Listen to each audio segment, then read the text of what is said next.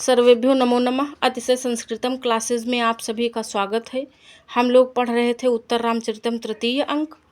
तो इस क्रम में हम लोग आज भाग 13 पढ़ेंगे। भाग 12 तक हम लोगों ने पढ़ लिया, और हाँ, आप लोग अगर क्रम से पढ़ेंगे तो ज़्यादा समझ में आएगा। चलिए प्रारंभ करते हैं। वासंती अत्र तावद आसन परिग्रहम करोतु देवः एतत्तु देवस्य आश्रमम राम उपविशति। वासंती कह रही हैं, अत्र यहाँ पर आसन परिग्रहम, आसन ग्रहण करिए देव, अर्थात महाराज यहाँ पर आसन ग्रहण करिए। एतत्तु यह देवस्य आश्रम, यह आपका आश्रम है, आपका ही आश्रम है। राम उपविशति, राम बैठते हैं। तो अब वासंती श्लोक बोल रही हैं। तो श्लोक आइए देखते हैं। कोई दृश्य देखकर वासंती ये श्लोक बोलती हैं। नीरंध्र बाल कदली वन मध्यवर्ती कांता सखस्य शयनीय शिलातलन्ते यत्र स्थिता तृणम् आदात वन गोचरेभ्यः सीता ततो हरिणकैर्न विमुच्यते स्म।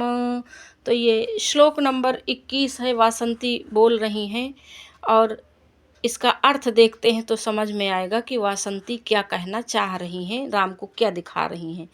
नीरंध्र बाल कदली वन मध्यवर्ती। नीरंध्र का अर्थ है घने हुए, घने घने, घने बाल कदली छोटे छोटे केलों के, वन मध्यवर्ती वन के बीच में, मध्यवर्ती का अर्थ है बीच में, घने घने छोटे छोटे केलों के वन के मध्य में, कांता सखस्य, कांता अर्थात सीता जी, सखस्य सीता जी के सखा कौन है? राम। सीता जी राम के सहित निवास करते हुए राम को दिखा रही है ना। शयनीय शिला तलन्ते, यह वही शयन करने का शिला तल है, जहाँ पे राम और सीता निवास करते थे और शयन करते थे, वह स्थान दिखा रही हैं। कौन? वासंती जी ये बता रही हैं। फिर आगे देखते हैं हम लोग। अत्र स्थिता तृणम आदात वन गोचरेभ्य, वन गोचरेभ्य वन में विचरण करने वाले हरिण कई, जो वन में विचरण करने वाले हिरण अर्थात मृग हैं, उनको अत्र स्थिता यहाँ पर बैठकर सीता तृणम आदात, तिनके, घास के तिनके दिया करती थी।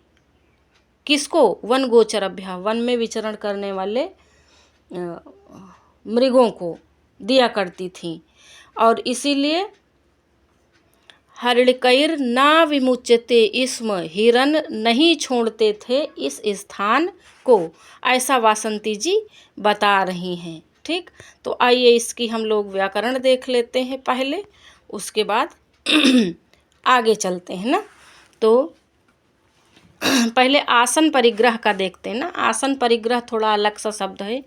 आसन ग्रहण कीजिए, आसनस्य परिग्रह तम तत्पुरुष समास, और परिग्रह में परिग्रह धन अच प्रत्यय है। ठीक, और तो बाकी इसमें सब सरल है। यहाँ श्लोक का देखते हैं ना।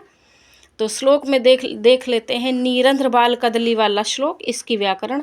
नीरंध्र बाल कदली यहाँ तक का देखते हैं ना। तो घने सुकुमार, सुकुमार इसलिए कहा छोटे छोटे सुकुमार, छोटे होंगे तभी तो सुकुमार है ना। तो घने सुकुमार केले के वन, और ये बहुत इम्पॉर्टेंट है, ये आ चुका है। नीरंध्र बाल कदली का क्या अर्थ है, ऐसा करके टीजीटी के पेपर में आया था किसी बार। तो ये इम्पॉर्टेंट है, इसको ध्यान देकर पढ़ते हुए चलेंगे ना। तो घने सुकुमार केले के वन, नीरंध्रः बाल कदल्यः कर्मधारय समास। अब पूरे का देखते हैं। नीरंध्र बाल कदली वन मध्यवर्ती, इसका देखते हैं। नीरंध्रः बाल कदल्यः तासाम वनस्य मध्ये वर्तते इति उपपद समास, पूरे में उपपद समास है, और नीरंध्र बाल कदली में कर्मधारय समास से है। ठीक, कर्मधारय समास ना। नीरंध्र वृत धन अणिनि, यहाँ पर ये नपुंसक लिंग एक वचन में निरंध्र प्रयुक्त हुआ है। निरंध्राः निर्गतम रंध्रम याभ्यः ताः बहुब्रीहि, जिसमें रंध्र नहीं है अर्थात बहुत घना घना ना। तो निरंध्र पद में कौन सा समास है? बहुब्रीहि समास। केवल निरंध्र में बहुब्रीहि समास। पेज नंबर 2 पे इसी श्लोक का अर्धांश है, उसका भी देख लिया जाए। तो कांता यहाँ पे है, कहाँ से? कांता सखस से अच्छा, कांता सखस से उसी में रह गया, चलो देख लेते हैं। सीता के मित्र कांतायाः सखा, कांता सखा ये भी बहुत इम्पॉर्टेंट है ना, पेज नंबर 1 पे ही है। ये देखिए कांता सखस से ये रह गया था, ये यहाँ पे ना, ये कांता सखस से। तो सीता के मित्र अर्थात राम, कांतायाः सखा, कांता सखा, तस्य तत्पुरुष समास। कांता सख में टच प्रत्यय है। कैसे इसकी व्याकरण होगी? कांता सखी धन टच, राजा सखीभ्यस, टच से टच प्रत्यय होगा। ठीक, तो ये पेज नंबर 1 में छूट गया था। कांता सखस में तत्पुरुष समास। शयनीय शिला तलंते ना, तो शयन करने वाला शिलातल। वन गोचरेभ्यः का देख लेते हैं, वन में रहने वाले। वनम गोचरः ये शाम तेभ्यः बहुब्रीहि, हरिणकई है ये, हरिणकई। तो हरिणकई का अर्थ है मृग, है ना, मृगों से। अनुकंपा में यहाँ पर कन प्रत्यय है, हरिणकई में कन प्रत्यय। न विमुच्यते, इस्म नहीं छोड़ी जाती थी। यहाँ ये जो इस्म शब्द का प्रयोग है ना, और विमुच्यते लट लकार का रूप है, लेकिन इस्म के कारण यह जो है भूतकाल के अर्थ में प्रयुक्त हुआ है। और विमुच्यते का वी धन मुच, और यह कर्मवाच्य में प्रयुक्त है ना, लट लकार का रूप है। तो आगे चला जाए पेज नंबर 3 पर ना, तो आइए देखते हैं। रामः राम, इदम तावद शक्यमेव द्रष्टुम, राम कह रहे हैं इदम तावद इधर नहीं देखा जा सकता है, द्रष्टुम नहीं देख सकते हैं, नहीं देखा जा सकता।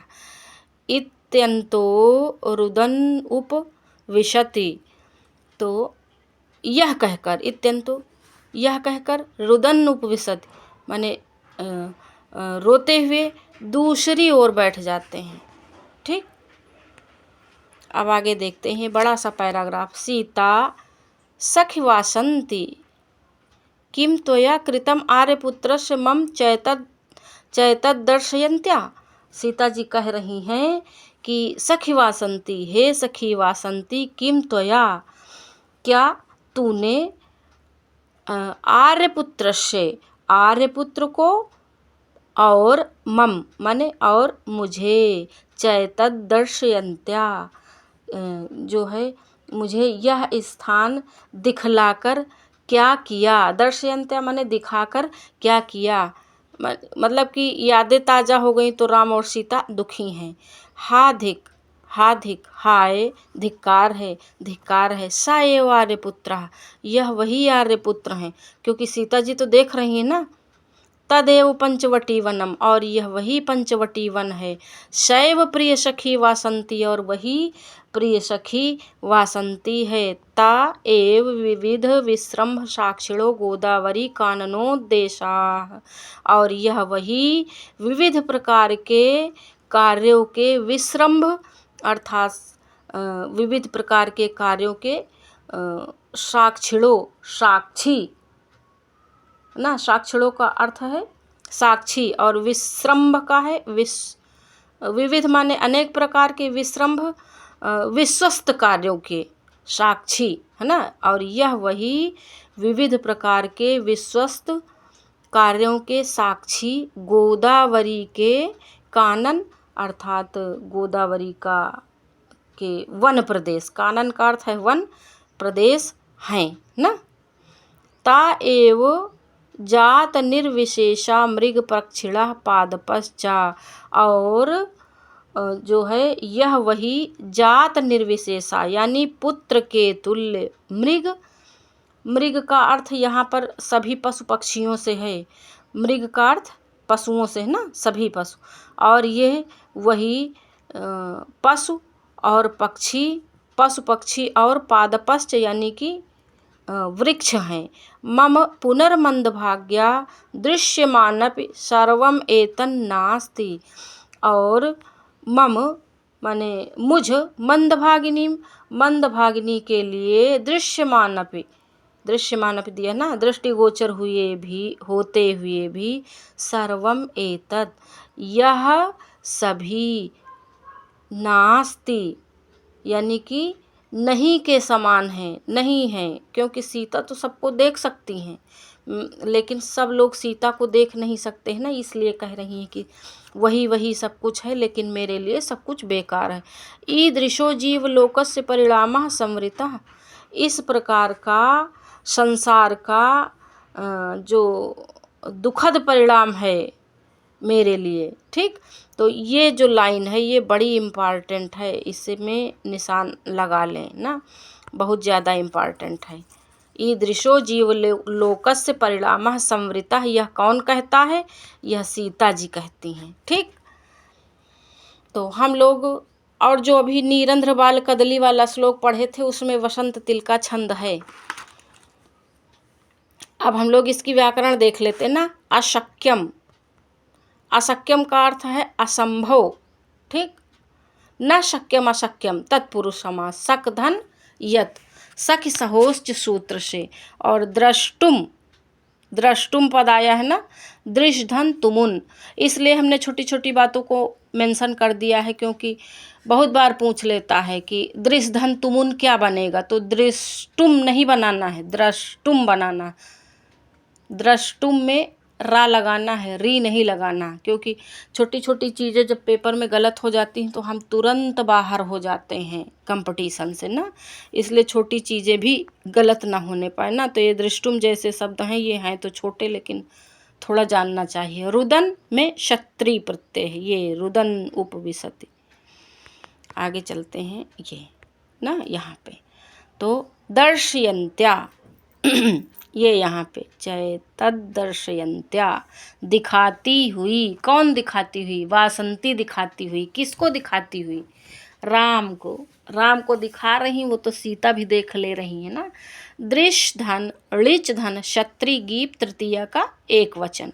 पंचवटी, अब पंचवटी में कौन सा समास है? ये तो सब लोग जानते हैं ना, पंचा नाम वटा नाम समाहारः द्विगु समास। लेकिन ये नहीं पूछा जाएगा, पूछा जाएगा पंचवटी वनम में कौन सा समास है ना।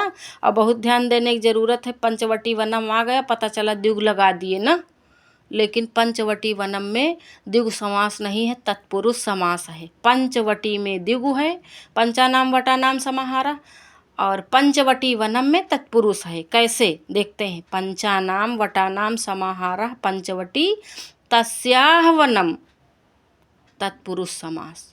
ठीक, इसको ध्यान देंगे, इसीलिए हमने इसे भी मेंशन कर लिया। विविध विश्रम्भ साक्षिणो, विश्रम्भ विश्वसनीय, अनेक विश्वस्त कार्यों के साक्षी। विविधानाम विश्रम्भाणाम साक्षिणः तत्पुरुष समास। निर्विशेषा, ये यहाँ पे निर्विशेषा, तो निर्गतः शेषः, निर्विशेषा, निर्गतः विशेषः येषां ते बहुब्रीहि मृग पक्षिणः। ठीक, तो मृग से आशय संपूर्ण पशुओं से है, इसका हिंदी अर्थ जानना चाहिए। मृग पक्षिणः पशु पक्षी, मृग पक्षिणः का क्या अर्थ है? मृग और पक्षी नहीं है, पशु पक्षी है। मृग शब्द से यहाँ पर आशय सभी पशुओं से है ना भाई, उसमें तो हाथी का बच्चा भी आ जाएगा ना। तो पशु पक्षी, मृगाश्च पक्षिणश्च द्वंद्व समास। दृश्यमान, ये यहाँ पे तो दृश्यमानम दिखाई देता हुआ, दृश्य धन कर्मवाच्य शानच प्रत्यय, और फिर है, अच्छा इसमें सब हो गया ना, ये सूक्ति है, इसको ध्यान देंगे। ईदृशो जीवलोकस्य परिणामः संवृतः, कौन कहता? सीता जी कहते हैं, कह रही हैं। ठीक, जीवलोकस्य का अर्थ है यहाँ पर संसार का। ठीक, तो अगले पेज में चला जाए, पेज नंबर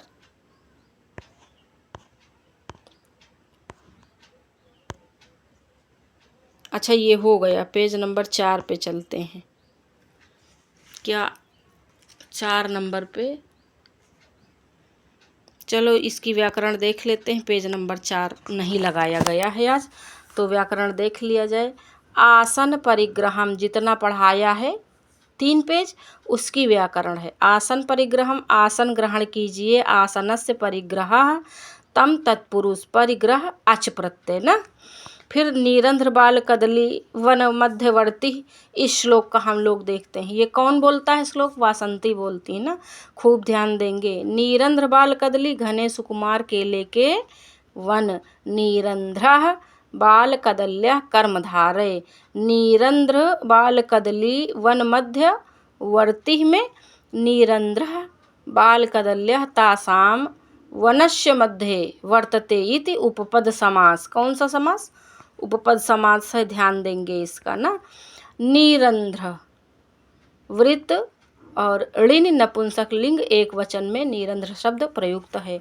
निरंध्राः निर्गतम रंध्रम याभ्यः ताः बहुब्रीहि समास। कांता सखस्य, सीता के मित्र ना। कांता सखस्य कौन है? सीता के मित्र हैं। सीता के मित्र कौन? राम। कांतायाः सखा, कांता सखा तस्य तत्पुरुष समास।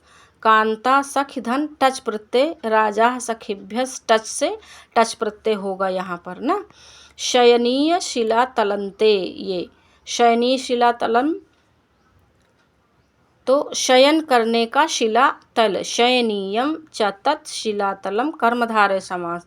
आदात, दाधन लुंग लकार प्रथम पुरुष एक वचन ना। आदात शब्द में याद रखेंगे, ये इम्पॉर्टेंट है।